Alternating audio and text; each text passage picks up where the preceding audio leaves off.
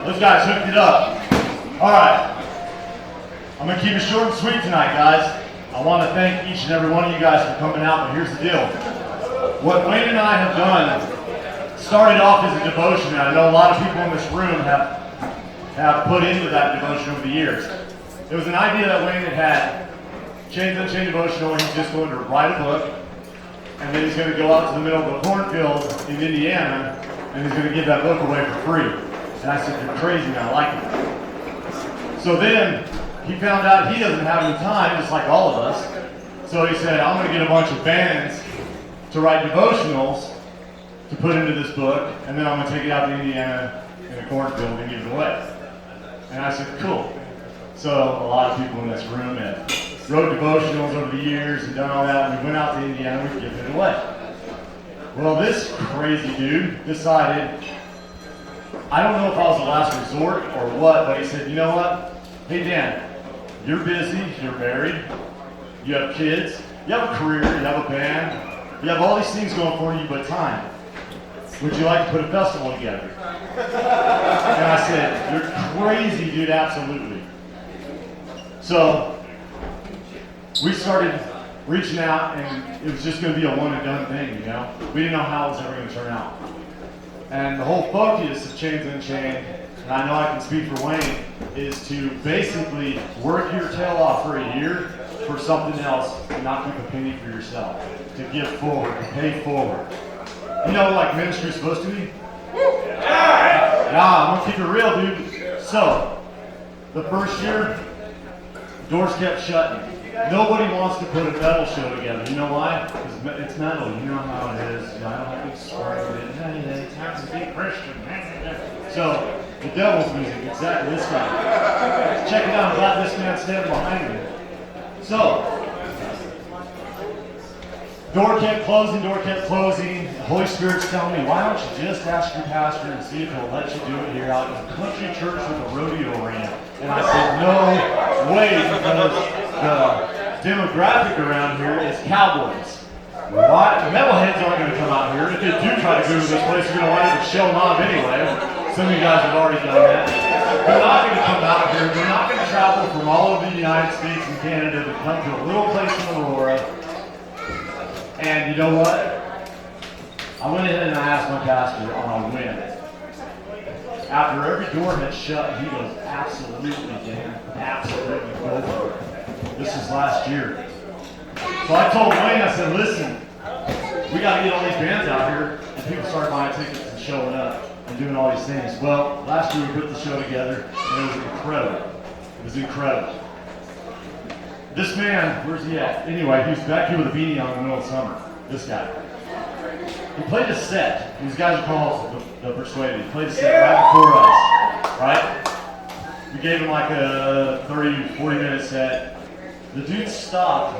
The guy plays guitar. He gets out here and he starts praying with the audience. A lot of you guys were here last year. The Holy Spirit falls through this place. Amen. Right? People are weeping and crying. I grab my cell phone and I start walking around because I gotta catch this. I can't see it myself. I'm crying. I'm looking around. This is incredible. This man gives us setup to pray for people. That's metal. That's incredible. That's Jesus. That's this man, this band using their platform for Jesus Christ. That's how So what did we do? The very first band, we had almost 300 submissions for year 2. This is year 2. They were the very first ones on the bill. We're like Persuaded, and then who else? It was just like that.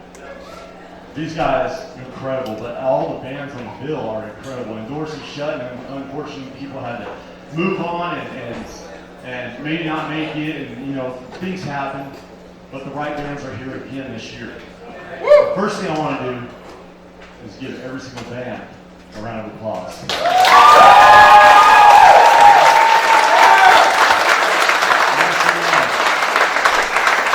All the ministries that are involved, the people that are feeding you, the people out front that are taking care of you, give them a round of applause. And most importantly, Jesus Christ.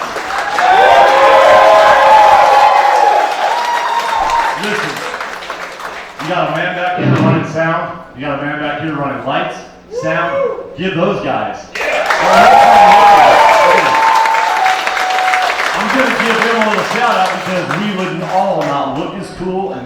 good if it wasn't for those guys, and they never get credit. They never get credit. But I'll give them credit because I love them. All right. 2 ministries that we're giving forward, that we're going to sow back into this year. We're 100% of the tickets bought. Who bought a ticket in here? Every single person, right? Yeah, every single. You bought a ticket. $20 for 18 bands. That came out to about $1.33 a ticket.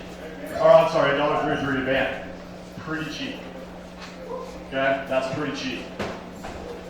We're taking everything above and beyond what we have spent to get the bands here. All these. Who's from out of state here? Right here. Look at this. Texas? Yeah. Who else who's not part of in Texas? Pennsylvania?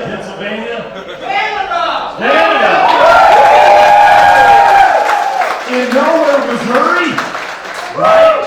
My flesh told me don't do it out there, man. And God says, watch me work through a rodeo arena in this church. Watch me happen. The 2 ministries that we're doing are Seed Time Community Pantry. What that is, my wife came up here and talked a little bit about it earlier. It's just a pantry.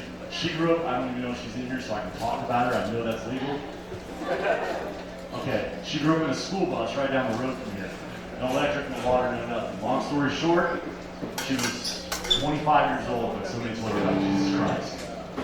Okay? Drug addiction, everybody, a lot of people know her testimony. She decided to start a food pantry and wants to give back to the community. The other one is the Freedom Dream Center. What that is, it's a 1-year faith-based recovery program. In this room right now are students. Back behind this building is a dorm with about 20-something dudes in it. Right beyond that is another dorm with 20-something dudes in it who live here for 1 year, who have done time in prison, who have lived on the streets, who have been addicted to drugs, who have never had anybody ever tell them about Jesus before. We put them in a 1-year faith-based recovery program, and we said we can fix you by telling you about Him. Amen. Right? 6 miles down the road, there's a women's dream center. There's women in there, 12 women in there. All together, we have quite a bit of people. Raise your hand if you're currently in the Dream Center. Look at that. Did you guys know that? Raise your hand if you're a graduate of the Dream Center. Guess what? Yeah, guess what? Me too. My wife too. 2012. I'm from Los Angeles, California, and I'm cruising through, and I OD 6 miles down the road from here. Somebody finds me, they air back me up to Springfield, and I spend a couple weeks in a coma. I come out of the coma, I make it about a month sober, and I go right back to it. I've lost my family, I've lost my kids, my son is standing right here in front of his hands. I've lost my family, lost my business, lost my kids. Long story short, you guys all know somebody like that.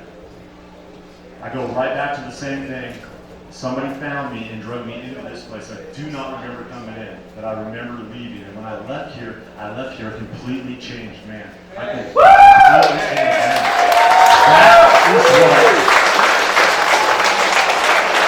That is what your ticket, and you being here and buying merchandise and doing it and sewing into this place and telling people, that is what you guys are doing. You're affecting other people. You're giving other people a chance. That, my friend, you all deserve a round of applause for that. You all.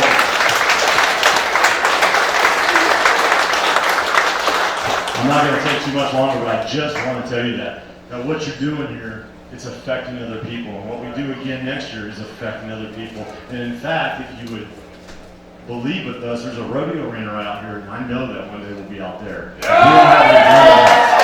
We're not going to have any room there. All these people from Florida, in Canada, in Pennsylvania, and Texas, man, coming all the way up here to nowhere, Missouri, to sow back into you guys in the Dream Center.